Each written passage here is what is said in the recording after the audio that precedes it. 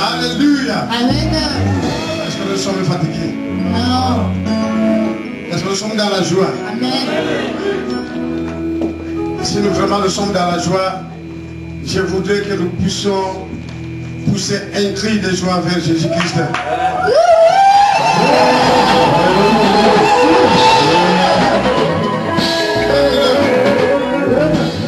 Nous avons un Dieu qui est merveilleux. Un Dieu vraiment très bon. Encore il est tout puissant. Amen. Mais aujourd'hui, vous savez, on en passe le temps à perdre surtout. Nous allons écouter la parole de Dieu qui vient de loin. La parole qui a traversé l'océan. La parole qui vient de l'autre côté. Amen. C'est tellement qu'on doit vraiment être disponible aujourd'hui. Qu'on se prépare pour écouter l'homme de Dieu que nous n'avions jamais écouté. Nous allons écouter le pasteur Caillot qui vient du Canada. C'est tellement qu'il nous a apporté un trésor que nous allons découvrir aujourd'hui. Amen. S'il vous plaît, pasteur, si vous pouvez.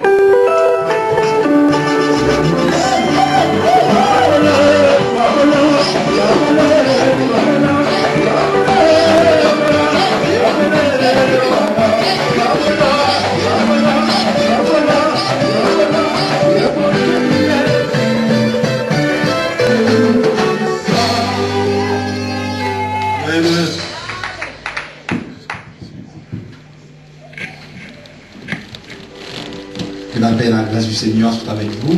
Amen. Donc il nous fait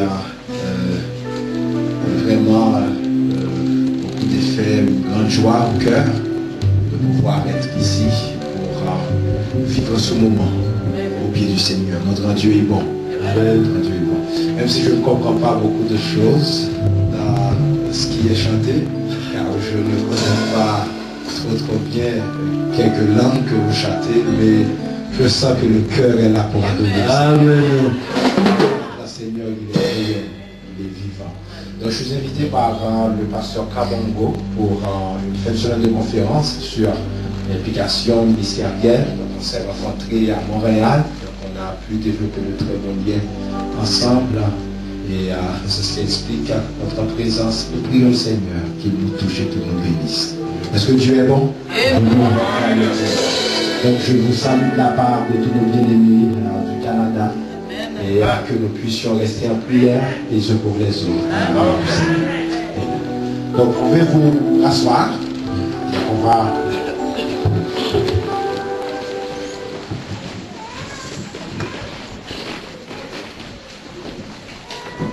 Donc on a encore le décalage au regard encore. On a besoin d'une double portion du Seigneur. Et lui, il fera son œuvre.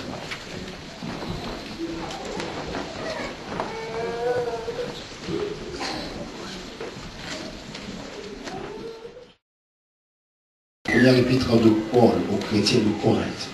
La première épître de Paul aux chrétiens de Corinthe. On va lire pour vous à partir du verset 26 jusqu'au verset 31, à la gloire du Seigneur. 1 Corinthiens, chapitre 1er, du verset 26 jusqu'au verset 31, à la gloire du Seigneur. Considérez, frères, que parmi vous qui avez été appelés, il n'y a ni beaucoup de sages selon la chair, ni beaucoup de puissants, ni beaucoup de nobles. Mais Dieu a choisi les choses folles du monde pour confondre les sages.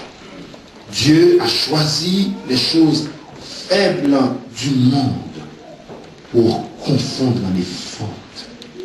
Et Dieu a choisi les choses viles du monde et celles qu'on méprise, celles qui ne sont point, pour réduire à néant celles qui sont, afin que nulle chair ne se glorifie devant Dieu.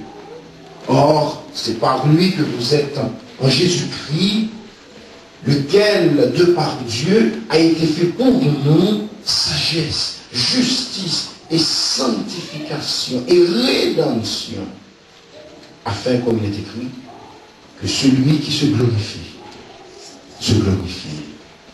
le Seigneur. Que celui qui se glorifie dans le Seigneur. Nous, Père, encore une fois, dans le nom de Jésus-Christ, et sur la vertu de ton Saint-Esprit, parle à nos cœurs, rencontre-nous, touche-nous, afin que nous puissions expérimenter encore une fois l'efficacité de ta parole. Tu n'es pas un homme pour mentir, le Fils de l'homme pour te repentir. Ce que ta bouche a dit, ta main l'accomplira. Et nous sommes persuadés, nous sommes convaincus que tu vas faire ton œuvre comme tu l'as si bien commencé. Non en vertu de nos mérites, mais encore une fois, à cause de ce cœur que tu as connu. Amen. Dieu a choisi les choses faibles du monde. Disons-le ensemble. Dieu a choisi les choses faibles du monde. J'aimerais vous dire en un premier temps que c'est une façon de faire peu ordinaire. Normalement, les humains n'agissent pas ainsi, ne fonctionnent pas ainsi. Lorsque les humains ont des choix à faire, ils aiment parmi plusieurs options qui leur sont offertes. Ils aiment choisir le meilleur pour avoir encore un résultat encore plus grand.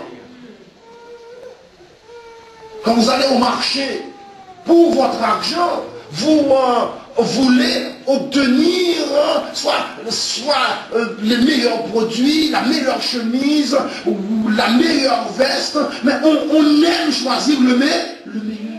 C'est inscrit en nous. C'est inscrit en nous. Si vous êtes employeur, si vous avez une entreprise et qu'il vous est donné de sélectionner des candidats, vous n'allez pas sélectionner les candidats les plus nuls, mais vous allez plutôt prendre ceux qui sont les plus capables. Parce que l'homme aime choisir le meilleur pour avoir un résultat encore meilleur.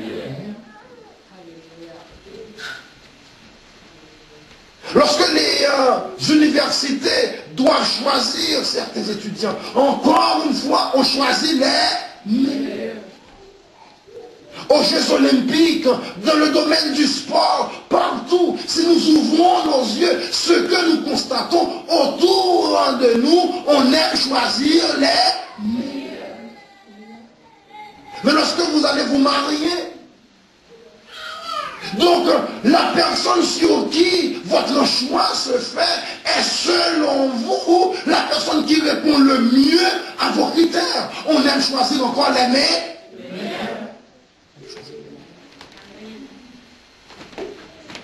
Mais pourtant, Dieu va nous étonner. Dieu va nous étonner. Dieu va nous surprendre. Est-ce pour cela que l'homme de Dieu va dire aux profondeurs de la sagesse, de la richesse, que tes jugements sont insondables et tes pensées impénétrables. Dieu va systématiquement nous dire, il va dire non, moi au lieu de choisir les meilleurs, moi je vais choisir les faibles, je vais choisir les viles, je vais choisir ceux qui ne sont pas capables. Mais pourquoi agir-t-il ici? C'est quoi cela? Avant d'aller plus loin, il y a déjà une grande leçon d'encouragement ici, mes bien-aimés. À dire, pour Dieu avant tout, ce n'est pas votre compétence. Ce ne sont pas vos capacités. Ce n'est pas votre arrière-plan qui compte pour lui. Pour Dieu avant tout, ce n'est pas ce que vous êtes, mais c'est ce que vous pouvez être en lui. Ce n'est pas où vous êtes, mais c'est où vous serez.